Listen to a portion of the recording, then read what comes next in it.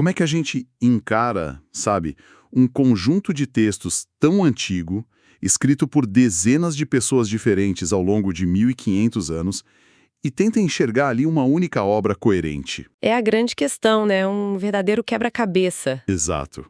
E a nossa análise de hoje mergulha num material que se propõe a resolver exatamente isso. Ele oferece tipo uma chave de leitura para a Bíblia a partir de 3 pilares: de onde ela veio, como ela se organiza e, no fim das contas, para que ela serve. Uma proposta bem ambiciosa. Muito. E o ponto de partida é uma analogia curiosa. Pensa num engenheiro de software que precisa operar um sistema alienígena, um sistema vital para a sobrevivência de todo mundo. Ok. Sem o manual do criador, qualquer tentativa seria baseada em achismo, né? E provavelmente levaria tudo ao colapso. Faz sentido. Proposta que a gente vai explorar é que a Bíblia se apresenta exatamente como esse manual. Uma afirmação bem ousada. E o epicentro dessa argumentação toda está numa passagem bem curta. 2 Timóteo, capítulo 3, versículos 16 e 17. Certo. É uma carta escrita pelo apóstolo Paulo, já no finalzinho da vida, por volta de 67 depois de Cristo, de uma prisão em Roma. Ele escreve para Timóteo, um líder de igreja mais jovem, para dizer basicamente o seguinte: olha, em meio a tanta confusão e opinião, a sua âncora de autoridade precisa ser a Escritura. Entendi. Então tudo parte daí. Exatamente. É a partir dessa afirmação de Paulo que toda a estrutura da nossa análise se desenvolve. Ok, então vamos começar por aí.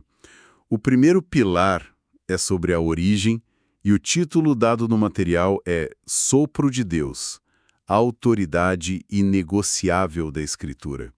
Confesso que a frase toda a Escritura é inspirada por Deus é algo que a gente ouve muito, mas o que isso de fato significa? O que está por trás dessa ideia de inspiração? Olha, o fascinante aqui é mergulhar na palavra original. O termo grego é theopneustos. Theopneustos. Isso. E a tradução literal é soprada por Deus.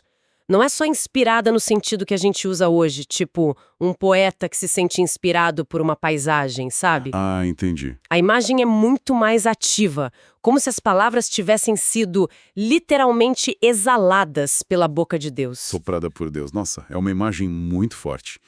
Mas aí entra uma tensão que eu sempre me perguntei. A Bíblia foi escrita por uns 40 autores humanos, de reis a pescadores, cada um com seu estilo, sua cultura, suas limitações, né? Com certeza. Como essa ideia de sopro divino se concilia com essa autoria humana tão evidente. Uma coisa não acaba anulando a outra? É essa a questão central. E é o que a doutrina da inspiração plenária e verbal tenta responder. Vamos por partes. Plenária. Plenária significa que a inspiração se aplica a todas as partes da escritura, sem exceção. E verbal significa que se estende às próprias palavras, não só às ideias gerais. Certo. A visão apresentada é que o Espírito Santo atuou nos autores de uma forma que, embora eles usassem suas próprias personalidades, seus vocabulários, até seus estilos de pesquisa, o produto final foi exatamente o que Deus queria comunicar. Entendi. Então não é como se eles fossem robôs psicografando um texto. A personalidade do autor está lá? Está totalmente lá. Mas a mensagem final é, digamos, garantida por Deus. É isso. Exatamente. O material que a gente está analisando faz questão de distinguir isso de uma teoria do ditado. Paulo escreve de um jeito, Davi de outro, Lucas, que era médico, de outro completamente diferente. O estilo é humano. Mas a autoridade da mensagem é divina. A autoridade e a origem. E isso nos leva a 2 conceitos que sempre aparecem juntos: inerrância e infalibilidade. E qual é a diferença? Porque para mim sempre soaram como a mesma coisa. São próximos, mas a análise os distingue. Inerrância é a crença de que as escrituras nos manuscritos originais não erram em nada do que afirmam, seja em fé, história ou ciência. É uma afirmação bem forte. Bem forte mesmo. E infalibilidade? Infalibilidade é a ideia de que as escrituras não falham em seu propósito principal, que é revelar Deus e o caminho da salvação. Então, uma diz a Bíblia não está errada e a outra diz: a Bíblia não falha na sua missão. Entendi a distinção. O argumento central, então, é que a Bíblia não só contém a palavra de Deus. Ela é a palavra de Deus. Essa é a afirmação.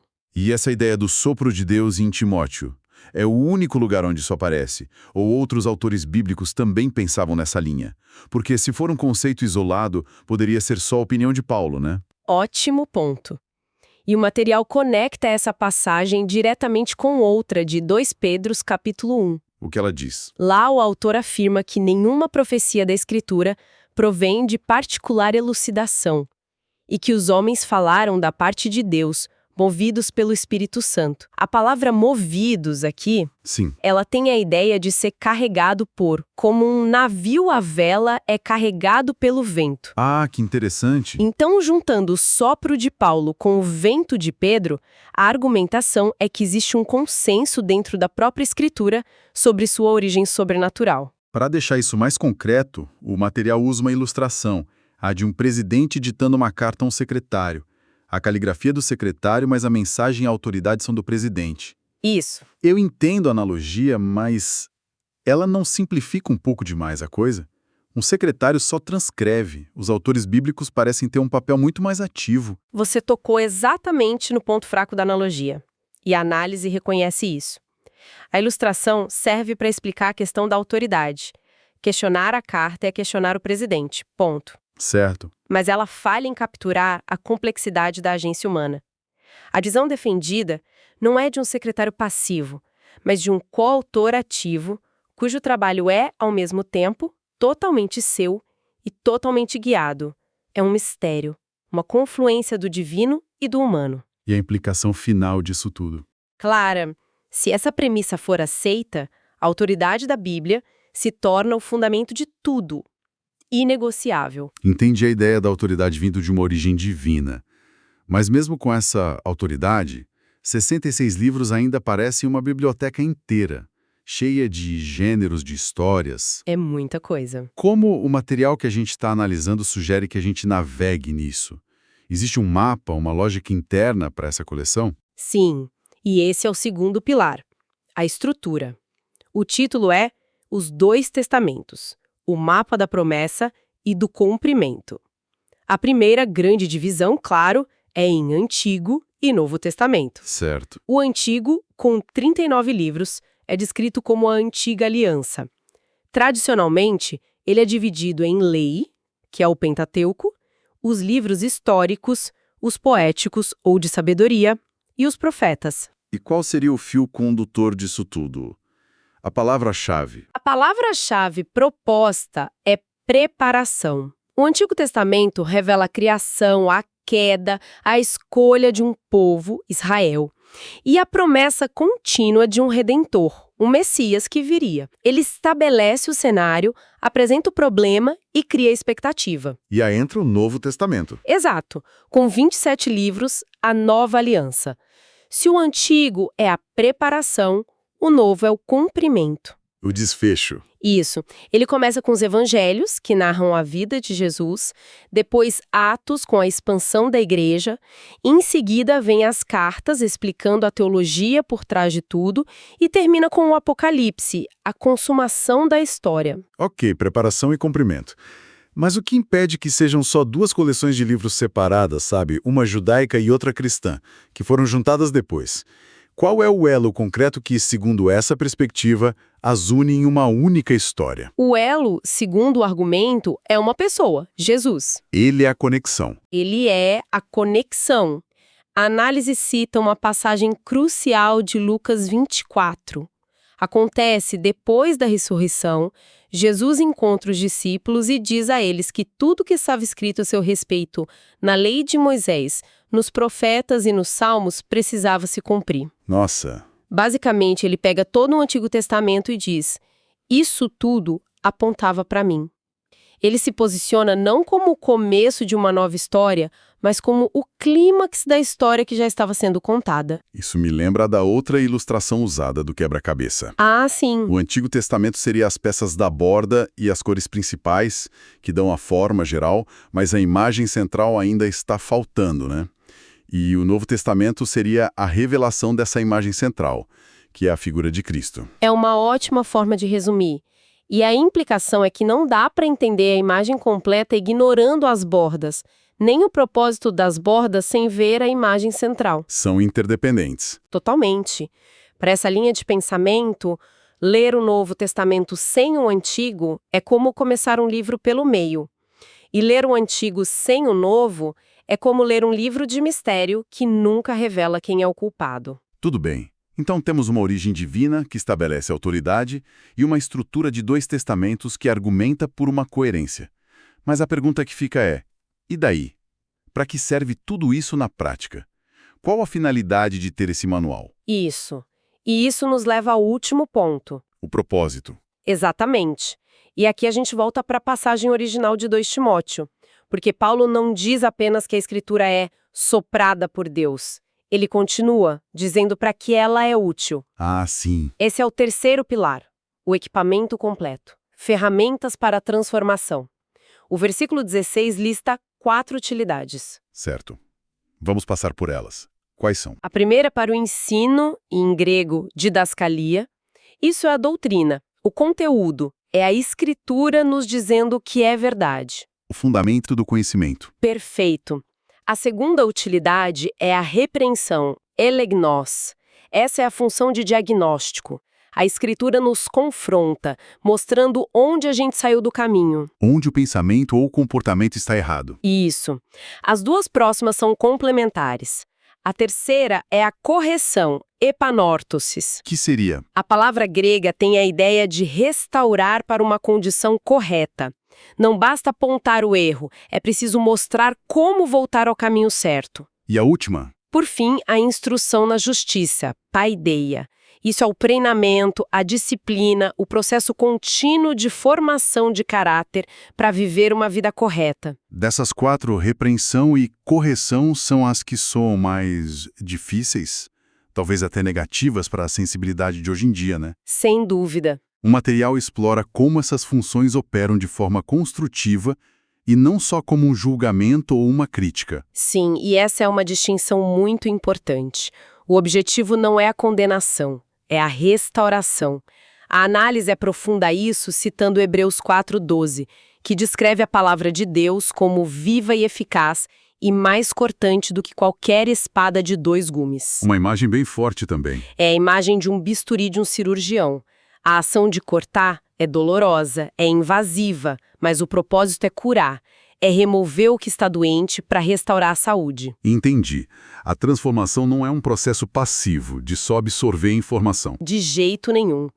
É vista como uma cirurgia da alma, um processo ativo realizado pela própria palavra. E o resultado final de todo esse processo, qual é? Está lá no versículo 17, a fim de que o homem de Deus seja apto e plenamente preparado para toda boa obra. Ah, então o objetivo final não é só ter o conhecimento correto. Não, não é ser um intelectual ou só uma pessoa moralmente correta.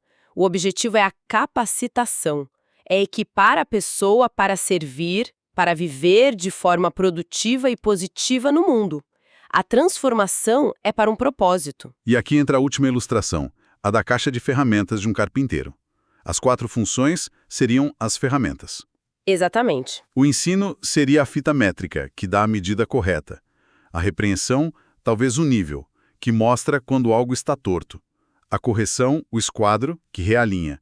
E a instrução, as ferramentas de acabamento que treinam a mão para o trabalho. É uma ótima analogia. A ideia é que sem todas as ferramentas o trabalho fica incompleto ou mal feito. Não adianta ter a planta da casa, que é o ensino, se você não tem as ferramentas para corrigir os erros durante a construção. E a repreensão e a correção. Ou a habilidade para executar o trabalho que vem na instrução. O objetivo é formar um artesão completo, pronto para toda boa obra. Ok, então vamos juntar tudo. A análise que a gente explorou hoje tenta resolver aquele quebra-cabeça inicial. Como tudo se encaixa. Certo, isso. Construindo um argumento em 3 etapas. Primeiro, a origem divina. A ideia de que, por ser soprada por Deus, ela possui uma autoridade única para definir a verdade. Certo, o fundamento. Segundo, a divisão estrutural. A visão de que o Antigo e o Novo Testamento não são duas bibliotecas separadas, mas um mapa coeso, uma única história de promessa e cumprimento. Que gira em torno de uma figura central. Exato. E terceiro, o propósito prático. O objetivo final não é o conhecimento pelo conhecimento, mas a transformação pessoal para uma vida de serviço. E é fundamental perceber como, nessa visão, os 3 pontos são totalmente interdependentes. Um não existe sem o outro. Como assim? Bom, sem a autoridade divina, a coerência da narrativa poderia ser só uma coincidência. Sem essa narrativa coerente, o propósito prático se perderia num mar de regras e histórias soltas. E sem o propósito prático, a autoridade e a coerência seriam só teoria, sem impacto real na vida. Um pilar não se sustenta sem os outros. De jeito nenhum. A autoridade fundamenta a história e a história tem um propósito que transforma a pessoa. Para encerrar, essa análise nos deixa com um pensamento bem provocativo para reflexão. O material descreve a Bíblia como um manual de fitness espiritual com essas 4 funções. Se a gente levar essa analogia a sério, qual seria a consequência para uma pessoa ou mesmo para uma comunidade inteira que escolhesse focar em apenas uma dessas ferramentas? Por exemplo, se uma comunidade se dedicasse exclusivamente ao ensino doutrinário, a fita métrica, mas negligenciasse sistematicamente as ferramentas de repreensão e correção. O que se constrói quando se usa apenas uma parte da caixa de ferramentas?